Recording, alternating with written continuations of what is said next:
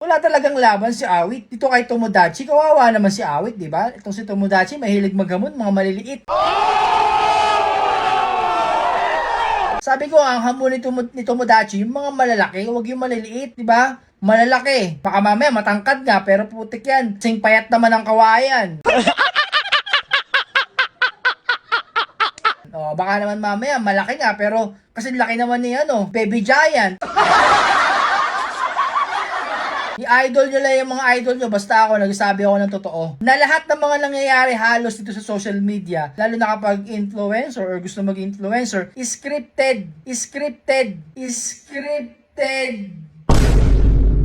Okay mga kapengyo, pag-usapan natin itong issue about kay Kabakal at Tomodachi, na kung saan ang issue naman na ito dito nga kay Awit Gamer at Tomodachi, na kung saan nag-comment nga itong si Kabakal at hindi ko nga rin maintindihan kung ano rin yung naisip na ito ni Kabakal, no? Bakit nga niya sinabi na scripted itong ang Awit Gamer at Tomodachi. At kilala naman nyo siguro si Kabakal, dati ko nakatunggali etong si Kabakal, no? Dati rin kami naghamunan na nito. At okay naman na kami ngayon ni Coach Alexis, no? AKA Kabakal. At sa katunayan nga, mabuting magkaibigan kami niyan ni Kabakal. At sa pagkakataon na ito, nagalit nga etong si Tomodachi. Sa mga hindi nakakaalam, brad ko rin pala yan si Tomodachi, capital S sa'yo utol. Salute. At grabe yung comment dito, no, ni Tomodachi, na kung saan makikita nyo na sinabi nga ni Tomodachi dito, dudulo ba talaga yung tapang mo? Tapos minura na niya etong si Kabakal ng straight, no?